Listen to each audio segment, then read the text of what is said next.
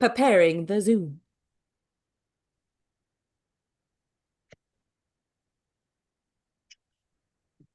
Okay, perfect.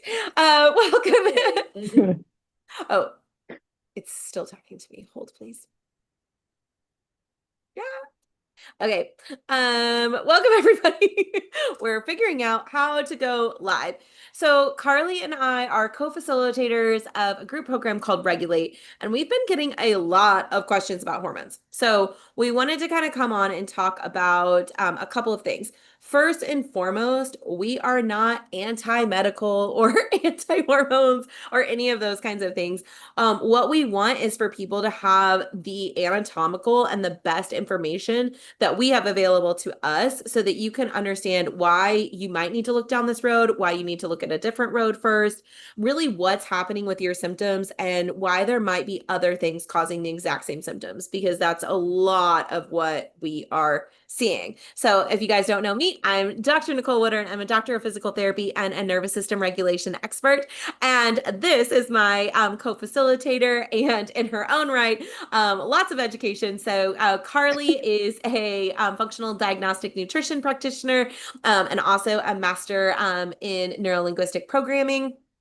So lots of ways that we speak about things, going deep into what are the physical, the anatomical, the biological reasons that something could be happening, and what are some of the emotional causes that things could be happening. And I'm really excited to bring you this topic. As always, on all of these lives, please, please, please remember that this YouTube live is for educational and wellness purposes only. The information, exercises, and recommendations shared here are not medical advice and should not replace evaluation, diagnosis, or treatment from your licensed healthcare provider. All we want to do is educate you so that you can go in there and continue to grow and educate yourself inside of this system so that you can feel your best all the time. All right, Carly, are you ready to talk about all of our deep questions? Always. Okay, so we had a question submitted, and it was they said, let me actually like pull it up so that we've got the exact question. So it says, I have these symptoms of fatigue, super low energy, weight gain, and anxiety. How do I know if it's my hormones?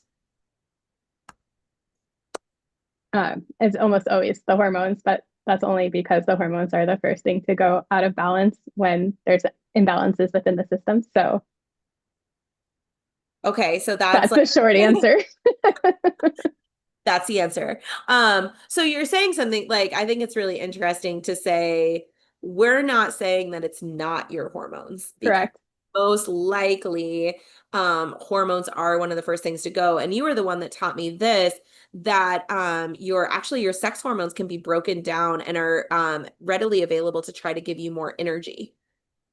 Yeah. So basically, because like we have sex hormones for reproduction purposes, and that's it. So like if you didn't have your sex hormones, you'd still be functioning as a human. Um, and also, our hormones play a large part in our stress responses, so like fight, flight, freeze, fawn, flop.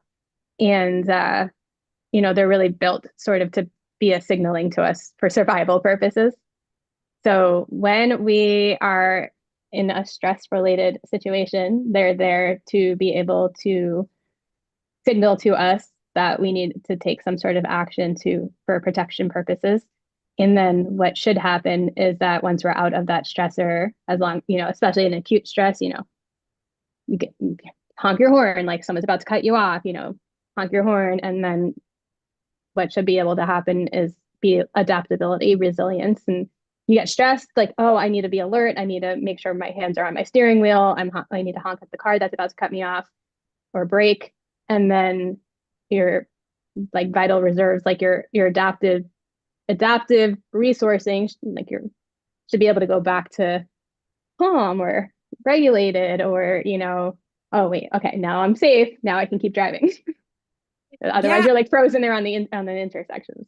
not very Yeah, I helpful. think what's happened for a lot of these people and what this person's describing, right, is that it's not going back to normal. So they're staying anxious all the time. It's like they're, in stop and go traffic. I remember whenever my dad used to drive through the city and he'd be so stressed out because we live in a very small town and he would have to like turn off the radio and nobody be talking. And like if it would start raining, like catastrophe is like hitting.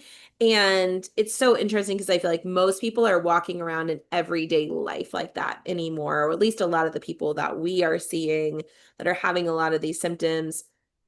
And so, really, most likely, yes, like to answer their question, it is your hormones. And also, there are other pieces that are going into this. Like what Carly's describing is that the only reason your hormones shut down long term is because you don't have the ability to, your baseline going back to calm is unavailable to you. So we had to figure out, why are you staying in this stressed state all the time? And what to do about that. Is that kind of, Once the cells in your body are like stressed out for a long enough period of time, they don't have the resources that they need to be able to do their jobs. And so they break down the hormones basically to feed the cells, to give them energy so that they can carry out the rest of the functions within your body. And since like hormone production, especially sex hormone production, is one of the like least vital jobs within your body for you to stay alive, that's like the first place that they'll break down to get the fuel to do the other jobs within your body. Kind of like triage. yeah. Energy triage. I mean, So, also because your sex organs are, I mean, your sex hormones are there to help you make a baby. And if your body is not perceiving the world as safe enough to bring another human into it, it's not going to want to. yes, yes, yes, yes. I like, have you ever seen someone that had a hormone issue that did not also have an issue farther up the chain? No, very rarely, and I personally haven't. I could see maybe if there's some sort of like genetic predisposition that they're inheriting, but even with that, like um, there's something that's stressing it out to give it symptoms. Yeah. So when I'm saying like up the chain, just for the, like you guys that are also experiencing this like fatigue and low energy, and you're like, yeah, yeah, I think it's my hormones. We need to look at lots of different things. One of the things that we look at is like your neurotransmitters and your gut. So those are two of the foundational things that we really start with, is like what's going on with your brain chemicals and then what's happening with your gut. So Carly, do you want to explain a little bit why we choose to start there? Lots of people start other places. Yeah, I mean your gut is like first of all home to so many gut bacteria which are supposed to be there that have so many essential functions in your body, but also because pretty much like everything that enters your nose, your mouth ends up going down into the gut, and your bloodstream's right there, and a lot of your immune system is there, and your fuel, like you get fuel from eating, and if your gut is like in a state of is compromised, then you're not going to be able to break down your nutrients. Your nutrients aren't going to be able to get into the bloodstream. The bloodstream's not going to be able to carry it to the rest of your body. And now you're going to have like a backed up system. So it's like kind of the most logical place to begin, because nothing else really, like everything else really depends on what you're able to absorb, take in, break down, and utilize so that you can fuel the rest of the processes within your body. And then also there's a bidirectional communication like highway between your gut and your brain. And your gut also is responsible for producing a lot of your neurotransmitters, especially serotonin, which is like everyone kind of thinks about serotonin as like their happy neurotransmitter. Is responsible for more than that. And generally speaking, it's sort of like the one that's most commonly associated with depression and mood stabilization. And so not only is it, if the gut is compromised, is your production of neurotransmitters going to start to get slowed down, because of all the things we just talked about with the body prioritizing, but also because now you're compromising the pathways with which it needs, one, get produced, but two, also be able to be brought up to where it needs to go. There's so much of your immune system that's like right under the gut that's kind of like surveying like what's coming into this body, like what's coming into this body. And if it starts to get overburdened, it also starts to get really confused. And so like other things that are supposed to be able to make its way out of the body safely through the immune system doing its job no longer is able to do that because it's kind of like a bouncer at the bar, like on a very slow, like normal night, you just need like the one bouncer and he's like checking the IDs. But on like a night where things are like going like a little like nutty and like there's like all these like people who are really good at dressing up and they're underage and they have these amazing IDs that are falsified information, and the bouncer's distracted and he's getting phone calls and all these things. And maybe there's another bouncer and he's dealing with, an incident inside the bar. Now all these like people are starting to get in the bar who aren't supposed to be in the bar, and it's now going to get like overcrowded, and stuff just starts happening that's not supposed to be happening. Yes. Okay. So when we're looking at all of those things, you guys can begin to understand why we start to look at the gut and at the brain, because essentially, also like inside of your brain, the same thing that's deciding. So when we hear somebody saying like, oh, I'm having a lot of anxiety symptoms, those things, or I'm feeling really low, those pieces, we're already looking at that and saying, okay, we know how those chemicals get out into the body. So we already know, okay, we have a brain and or like well, we have a gut and or a brain issue at the same time. So we're trying to identify those to create the safest environment inside of your body. Then moving on to kind of the secondary issues, like Carly was talking about, the triage, then the triage would be, okay, we've taken care of that piece. Now let's hormones still aren't balancing out. Let's see if we need to give them extra support. And that's kind of whenever we can either do a Dutch or we can refer them on for hormone replacement and those kinds of things if we see somebody I mean, in that. question I'd want to, sorry, No. another question I'd want to know about is what other lifestyle changes have they been making that like aren't getting them to where they want to get to? Because oftentimes they're working on balancing out their hormones through a third party provider. By the time they come to us, it's not doing what they want it to be doing.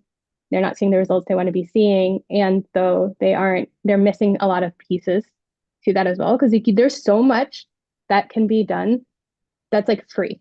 I'm serious. Like you don't always have, it's not always about an imbalance in the gut or the brain. And even if it is, there's still so much that I've seen people be able to achieve by understanding why this stuff is so important and then getting the tools, resources, education, motivation, to start to clean up and parts of their lifestyle, like sleep habits, food choices, exercise. I like to use the word movement because it's not always about exercise, especially you have someone coming in who's telling me they're like completely fatigued. I more than likely wouldn't want them to be completely exercising, but I would be curious about their movement and or if there's somebody who is exercising, especially like those people, some people who are like not like at the gym every single morning and they're trying to balance their hormones and they're having symptoms, that might be somebody that I'm looking at is that actually serving them with where they're at right now and backing out. So there's like, I think when we talk about lifestyle changes, a lot of times people think that means doing more, but for other people, that means doing less. Okay, so biggest answer for this question. So the person sent in, they said, I have symptoms, fatigue, weight gain, anxiety, low energy levels. Is it my hormones? And with Carly and I, we want you to understand that typically, most of the time, there's something else at work. So looking at the brain, looking at the gut, looking at lifestyle things that are happening right now that you could be able to do to support those symptoms.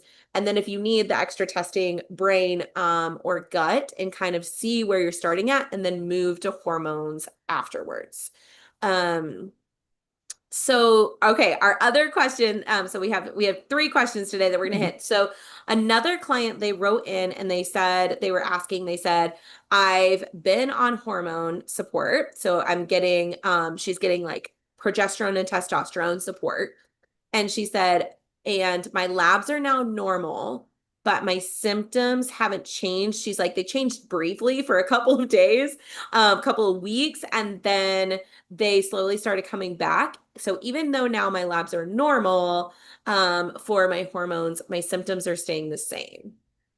Oh, oh, okay. So some of the stuff that we were just discussing is wanting to know like what else are they doing or not doing, but also what labs specifically and what who's saying that they're normal. Mm, So I'd want to know a little bit more about what labs are being run, what who is saying that they're normal, what does that even mean that they're quote unquote normal, and then it refers back to a lot of the things that we were saying before, but also so with hormone replacement therapy specifically, because I have heard feedback that, some people have a lot of success with it and some people don't. And one of the things that I think is really important that if you're looking for somebody who's going to be doing hormone replacement therapy, one, I'd also want to see like what else have you tried that hasn't worked? Because if you're going after the hormones and the hormones alone, you're going to be missing a lot. Like, what is causing the hormones to be out of balance? Is that being addressed? And also, um, there's different tiers to hormone replacement therapy, and there's different people who, but like what was the purpose for the person going that route to begin with? Oftentimes, they didn't know that there was other routes to go. But there's also bioidentical hormone replacement therapy, which is like superior to a lot of the other forms out there. And the only persons like you really should be looking for somebody who specializes specifically in bioidentical hormone replacement therapy. And you really, if that's the route you're going to go, again, it should always be in conjunction with other lifestyle shifts and changes. And then also, though, it's like, are they running what you just mentioned before, like a Dutch hormone test, where they're looking at all the hormones, they're zooming out, they're looking at the big picture, and not only that, but they're looking at the pathways that the hormones travel. You want a very deep dive into specifically what are the hormones doing. A lot of people will supplement for the hormones based off of symptoms, and you can't do that because because there's so much overlap in symptoms. And again, something that's happening downstream is oftentimes an upstream issue, and the presentation might look like one thing, but really it's because something else is happening in the body that's creating that reaction or that response. And so when you look at these checklists, you're like, yeah, I have all these like symptoms for estrogen dominance. Sometimes like you run a Dutch on somebody who has all those symptoms and they're actually depleted in estrogen. And so you don't want to give somebody who's like already in estrogen dominance estrogen. And most of the time, estrogen is not the solution to begin with. So that was like but and like a lot of people are supplementing with progesterone because progesterone is like known to kind of be like a feel good, like happy hormone, but you're also it's like also a very sensitive. Like hormones are so sensitive. And so it's just the concept of how quickly and easily and willy-nilly they're getting supplemented and treated just does not make sense to me. yeah, me neither. I mean, and also like I've walked like down this road as well. Again, when we know better, we do better, but I myself had really horrible periods most of my life. Like I was taking birth control for I don't know, 10-ish years and ended up having a lot of like fertility issues and kept thinking it was my hormones and all this stuff. And whenever I went in we were deciding whether we're going to do IVF or not. And the doctor was like, well, your estrogen levels, like most likely you're going to be in full blown menopause within the next like 6 to 9 months.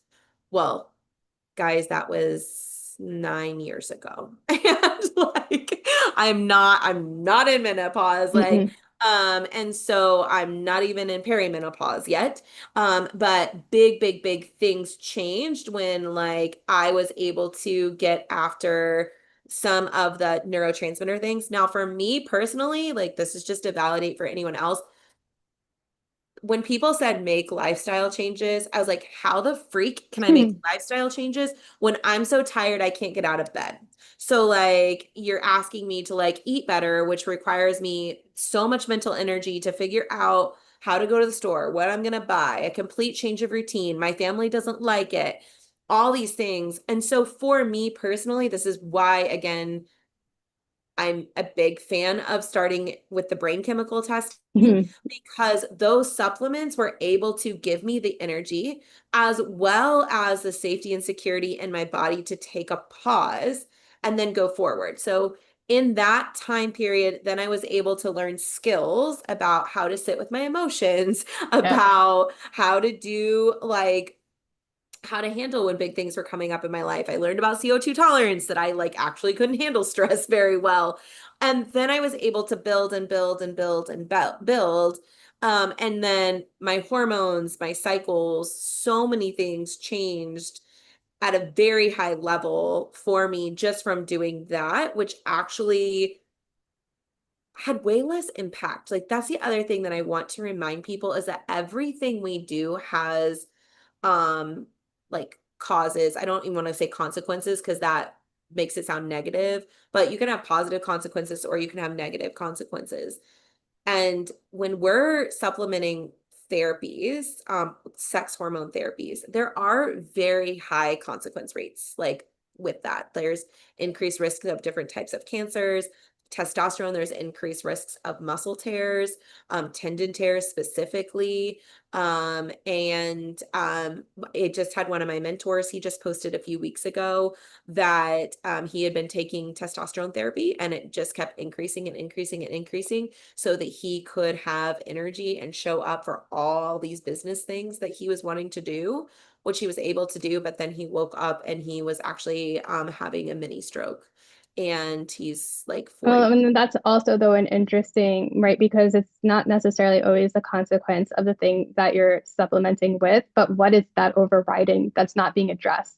I mean, you're Yeah. literally called the symptom whisperer when you're, I mean, it's similar with antidepressants. That's another topic. And I'm again, like, I'm not, we do not have an opinion. Like if I have clients who are on antidepressants and they come to see me and they want to stay on them, like beautiful. We'll work around that. We'll work with that.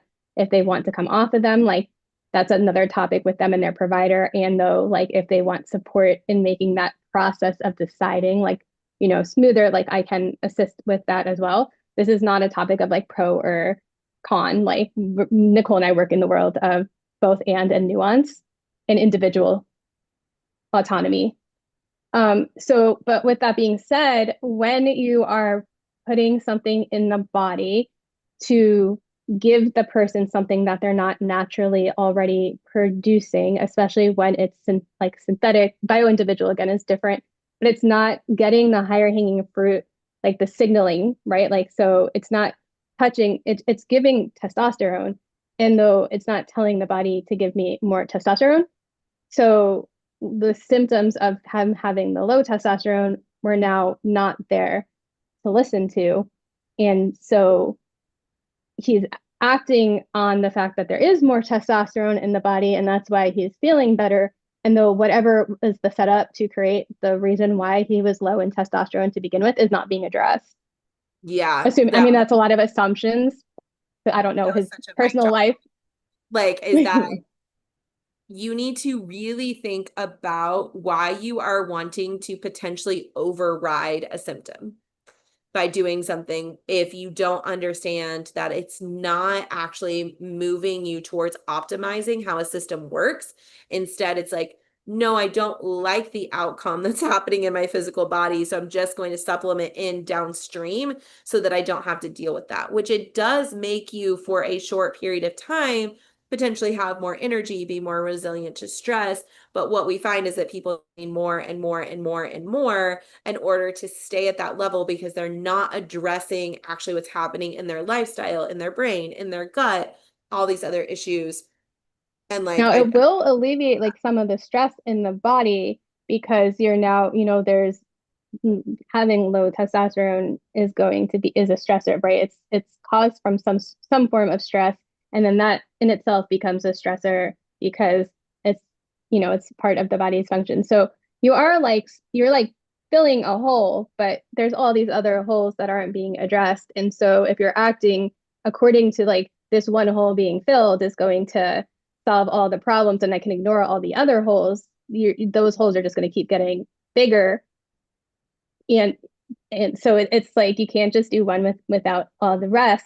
And then like the analogy I was making before, it's sort of similar to antidepressants in that if you are just doing an antidepressant alone and you're not also doing some sort of like therapeutic processes or again like lifestyle shifts or things like that, the reason why the person most of the time there's always outliers in any of these, so I just want to be very clear on that. Like there are there's always going to be outliers that don't fit in this neat little package that I'm generally speaking of, though generally speaking it's it's helping to balance out some of the neurotransmitters, and usually more like what an antidepressant does is it allows the synapses of the brain hold the serotonin in the receptor a little bit longer.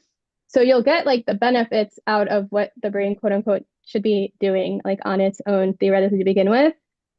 However, like a lot of the times people feel so much better that they don't end up addressing like what was it that created the setup for the brain chemicals to go offline to begin with. Or and so what'll happen is eventually like that'll catch up with the person, and usually you will find people are jumping from antidepressant to antidepressant, or they are having to go up in the amount of doses or milligrams, or it's like not working, or you will also really often see the boost of feeling really great, and then there is sort of like this there's like a name for the effect of that, I forgot what it is, but it then kind of does sort of flatline after. So it's like medications have a time and a place, and it's one piece of a big picture. Yes, 100%.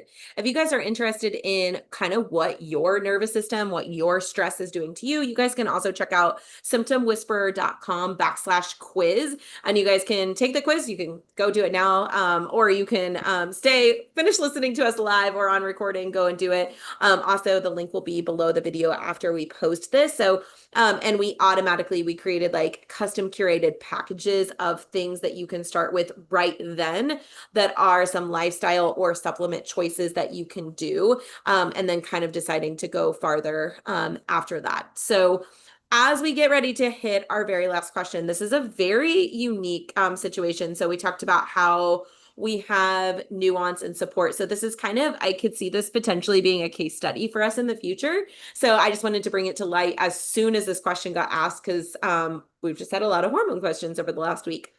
So this last question is, I have been on hormone support for 3 months now, and my levels are actually getting lower, not better.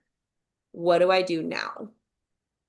I think we've just kind of covered a lot of what I would recommend doing. Again, though, So let's just kind of like, let's use this one to like step it out. So like step one, if you were on a call with this person and they said that, what's the very first thing that you would like recommend to them? oof, I mean, I would need to know a lot more about about this person. I individualize the work that I do. Can you repeat the question? No, I'll try to Yeah, chunk so it up. I've been on hormone replacement therapy for about 3 months, and my levels are lower now than they were before. So you could ask me questions because this is kind of like a case study style client. So we actually know several things. So what would be the question that you would want to know next? For what reason did you choose to go on hormone replacement therapy? Like, what is your goal? Yeah, so I was feeling really fatigued, low energy, and like just didn't seem like I could keep up with my day-to-day life anymore. And so did a test, found out that I was low in testosterone and progesterone, so I started both of those. Which test? Did a Dutch test. With oh, I I mean, I would be curious a little bit. I'd want to go into a little bit more about the specifics with without breaching, confidentiality, but like what type of provider are they working with? How often are they meeting with that provider? Have they done a retest of those labs? And also, what else have they been taught about or like about their body? Yeah. Yeah. So Also, hormones take longer than 3 months to for most people to get into balance. So, and then also, I mean, literally, they're very temperamental. So if like, I want to know about the person's lifestyle, like what have they addressed in terms of lifestyle, past like their past history. So probably my next question would be sort of along the lines of when was the last time you felt your best? mm, yeah. I love that question. I think that's a great question for everybody else of like, when is the last time that you felt your best? And I know you've been talking about this and it's brought a lot of awareness to me, is that a lot of people will say like, well, before I had kids, or well, like right whenever I got out of college, or like those kinds of things. And they're projecting back like sometimes decades before. And so there's really, again, this is some things just to be aware of, even society wise. We're not saying that you should feel worse as you get older. And your body adapts and grows as we age. And so there's lots of different things that we can do to support that.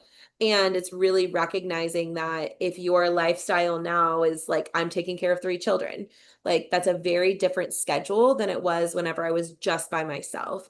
There's a lot different stressors that I need support with in my body, in my life, and how I set up my schedule. And then you said something else that I thought was really interesting. Um, so like this particular person is also like struggling in 2 big areas of their life with career and with relationships. So there's some really, really monumental things going on. And so I think that's also how they ended up coming in and like seeing us as well, is that they're realizing that it's not just their health that's tanking. They actually have had the awareness now to look around and they're like, oh, actually, like I'm having panic attacks at work. I'm having panic attacks in my home because I'm like, I don't feel comfortable there anymore. And those pieces can continue to affect their hormones. Sometimes if the hormones, let's say theoretically, the practitioner that this person was working with was an expert in hormones and everything is actually like very, very well done and their hormones actually are coming back into balance and it's like the most idealistic situation when it comes to the actual hormones and the symptoms are getting worse. What I see that as there's a person who is becoming more resourceful so that they're actually now able to feel some of the symptoms that might have been muted before. And I'm looking at a person who likely has some not just like internal stressors that are happening, especially with the like what you're saying. There's something in this person's past that needs to get like closure on. A lot of the time stuff happens 20, 30, 40 years ago. And we're kind of like conditioned to be like, oh, well, that can't be affecting me. That was so long ago. But if the hormones are now in balance, that means that this person is starting to gain, in some way, shape, or form, more resilience within the body. And even though the symptoms are getting worse according to the person, they're experiencing them where they're experiencing them. And in that sense, sometimes what that actually means is they're experiencing them with more awareness than they Mm. were previously before. Yes, yeah. I think that it's really important that sometimes as we walk in the healing process, sometimes things feel worse even though they're getting better. And also as we're walking through this process, again, this is why like I chose the name Symptom Whisperer. Like our symptoms are so important. It gives us such a beautiful look at our lives and at what's going on so that we can lean into our community, lean into ourselves, lean into our resourcing. And if we don't have something, it gives us a dial in of like, okay, I'm going to start reaching out. I'm going to start gathering knowledge on all of this. So it's actually a really beautiful thing. Anyone that comes across this video, those people that were submitting questions, so grateful that we always have people asking us questions inside of our group coaching program so that we can bring that information here as well, because it shows me that you're already hungry. You're already hungry for more information. You're already hungry for how can I be even more healthy than I am now? I'm realizing that there's symptoms, there's things going on that I don't think I want to continue to deal with. Like I'm not just going to like grin and bear it. I'm ready to be optimized. I'm ready to enjoy my life. I'm ready to have energy so I can go play with my kids, or energy so that I can start the business, or we have people that want to run like animal sanctuaries and all these things. And they're like, I want the energy to be able to do that. And that's like, I think that's why people find this video. I think that's also why people are sending us these questions, is that you already know you want to live a bigger life. You already know that you want to be the healthiest version of you in every decade and every year that is possible for you. So really looking at everything Carly discussed. One, what's happening lifestyle wise for you. This isn't about like, you need to go on a diet or you need better habits or better morning routine. It's literally just awareness. Like what is actually happening, because we could make small tweaks that can make big differences. The next thing that I love that you brought up here at the end is being aware of that the part of you that keeps you healthy, that beats your heart, that does your immune system, is your unconscious mind. The bulk of that was developed between the ages of 0 to 7. So you carry all of your memories there. Your unconscious mind forgets nothing. And so really being aware of those patterns and looking back and discovering like, oh, how long has maybe this type of cycle been going on? And it's amazing. Sometimes I look at there's people that we tell on ourselves with our words. So people will be saying like, it's never enough, it's never enough, it's never enough. And then they're taking all the supplements, they're doing Enough, all, enough. and it's never enough, right? But it's really a pattern that they're saying about themselves. They don't think they're ever doing enough. And then that just transcribes in their unconscious mind across all things, which could be very interesting to look at as well. And then finally, we do believe in testing. We do believe that there's biological reasons that you're experiencing these things, physical body reasons that can be happening. So we like neurotransmitter testing and gut testing, and then kind of building from there. There's also genetic testing. There's also DNA testing, like different types of DNA testing that looks at different genes and how they're turned on, turned off. There's the more hormone testing. There's mold testing. There's a whole host of things that you can go to, but let's get your foundations cleared up first so that really from there, you know that you're optimizing a little piece at a time, and it becomes less overwhelming. Any other last things, Carly, that you would really want to bring to like the hormone conversation? Like, is this my hormones? I thought it was my hormones, but things aren't changing. Anything else you want to share? Um, just like as we're talking it out, I think just one of the things that makes us like very special and like a really fun team is like we're really curious like who is the person that is in front of us, because like the labs give us data and it's great data to work with, and it does not tell the story of the actual person that's in front of us. And so it's a piece to the puzzle. And sometimes even on the labs, sometimes there's a marker that is out of range and it doesn't match the individual who's sitting in front of me. And I would say that that's actually like a non-clue. It's almost like a decoy.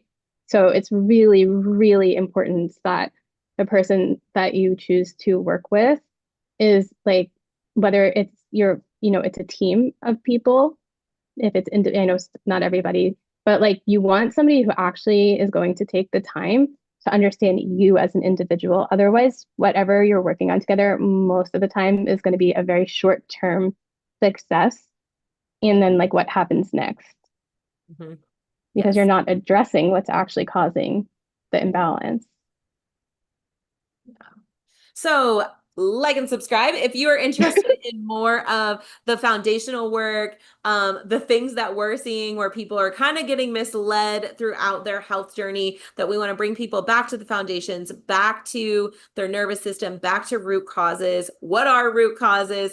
If any of that interests you, if you are tired of running your life on constant adrenaline and caffeine, and you want to really live that big life and connect with more people, then we're your people. We would love to see you. So like and subscribe to the channel, and let us know in the comments below, what else would you guys like to see? What other topics, what other questions do you have in the functional health space, the nervous system space, the mental wellness space? We would love to support you on more of these. So we'll see you all soon. Bye.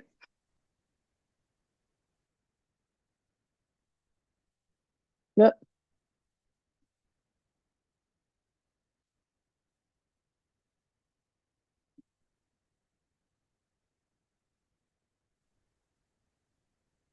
Hi. Okay. Sometimes I realize I'm like talking for a Oh, while. hold on just a second. It didn't turn off on YouTube. Oh, oops. Ah!